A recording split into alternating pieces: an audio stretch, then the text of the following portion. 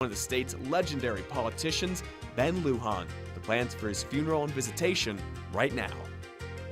Well, today is your chance to say goodbye to a legend in New Mexico, former state Speaker of the House, Ben Lujan. His public visitation starts this morning at 11 o'clock and goes until 2 this afternoon. It's at the Rotunda of the state capitol. There will also be another visitation tomorrow at 5:30 in the afternoon at the Ben Lujan Gymnasium in Powake. It'll end with the rosary at 7 that night. There will be a mass Saturday morning at 9 o'clock at the Basilica Cathedral of St. Francis in Santa Fe. Mr. Lujan passed away last week. One of Albuquerque's city workers who called out his boss on TV last week is back in the news this morning, and I'll tell you, it's not for a very good reason. Aaron Loggins, now charged with aggravated DWI after investigators say he went to the danger zone and blew more than twice the legal limit, crashed into an SUV near the Hard Rock Casino on Sunday. That was just 2 days after Loggins told us that his boss, City Community Services Supervisor, Mayan Armijo, went after Loggins at work and then got charged with battery. This situation, the gentleman should have been removed. Removed from his position all the way across the board.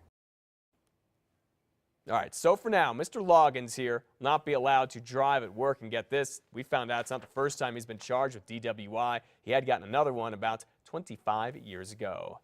Well, environmentalists are now filing another lawsuit all about how the federal government is dealing with the endangered Mexican gray wolves, or what's commonly called lobos here. Yesterday, the Center for Biological Diversity filed a formal notice of intent to sue the U.S. Fish and Wildlife Service. The group is upset about a new rule that it says allows the government to catch any wolves that go into New Mexico and Arizona and use them for a captive breeding program. Well, the teen accused of killing his adoptive mother and sister in Tucumcari says he is innocent of murder. Tony Day waived his right to a preliminary hearing yesterday and pled not guilty instead. He's just 14 years old. And police say he stabbed Sherry Foltz to death, that's his adopted sister, then shot and killed his adoptive mother, Sue Day, in their home just outside of Tucumcari last month. Well, the guy that police say, this man here, was playing bumper cars in the Coronado Center parking lot this weekend, still in jail right now. Yesterday, a judge kept Justin Cordova's bond at $100,000 after police say he and a woman had a stolen van with a lot of stolen stuff inside of it and tried to run from police. Investigators say the two ended up hitting not 1, 2, or 3, but 6 cars in the parking lot and even tried to run over a police officer. That officer is okay, by the way. Cordova is now facing a long list of charges. Well, Santa Fe County Sheriff's deputies are now on the hunt for the man they say shot and killed 2 other men on Christmas night. In fact, they've issued an arrest warrant for this man, Joe Rivera. He's just 18 years old. Deputies say he got into a fight with John Griego and Nicholas Barker at a home here on Valle Vista Court late Tuesday, shot and killed both of them. Now neighbors, as you can imagine, just cannot believe what they heard happen. I feel sorry for people that get killed, and I feel sorry for the families, you know. And people that buy guns, they should have more sense than that. Yeah, they should. All right, deputies say the 2 men who got killed did not have guns on them. As for Joe Rivera here, he's wanted on a $1 million bond. A scary situation at Dollar General in Albuquerque after a robber gets a dose of his own medicine. Investigators say Johnny Hernandez, right here, hit up 2 stores on Sunday. First was a Dollar General on San Pedro, then another Dollar General. This is the one on Central. Police say when Hernandez pointed a gun at one worker, another worker tackled him to the ground. That worker and some other customers held Hernandez down until police got there. Hernandez, as you saw, was in court yesterday. He was charged with robbery and aggravated assault. Turns out that gun, thank goodness, was a toy.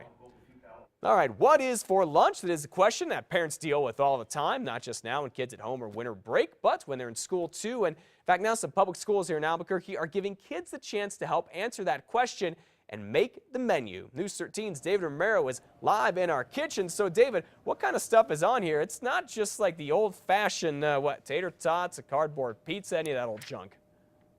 No, it's finally getting into some good fibers for the little ones, and here are 3 of the things that they tried. Of course, it's a little bit of quick barley, couscous, and quinoa. I was way off in my pronunciation last half hour. Thanks for pointing me out on that, Matt. And of course, you know, some of the students at 8 of the schools throughout the district will be voting on the new items in the healthy menu coming up now throughout the year. And of course, the students are called PIs. That stands for Plate Investigators. Now, we caught up with one of the kindergarten classes at Georgia O'Keeffe Elementary Schools a couple of weeks back. By the look on some of their little faces, the students let administrators know instantly what pleased their palates and what didn't.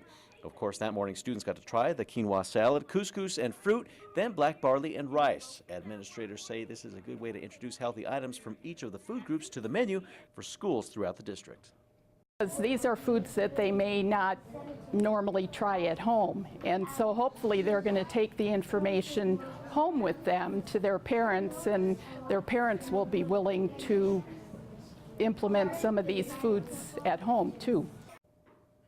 Now, we weren't able to get the final vote tally that morning as to which of the items won and will be selected for the menu, but administrators say when the students head back to school now in the second semester, there'll be another round for plate investigators to taste for them. Back to you. All right, I don't know if this would have helped me much when I was a kid, David. I got my lunch money stolen a lot, so I never actually got to eat when I got to school. But it is quite the program, I got to tell you. Thank you for that report. And yes, quinoa, I eat it for dinner all the time. Very good. Definitely. All right, the program, in fact, has been so successful, APS wants more schools to get involved in this next year, and I think students would agree. Stick around.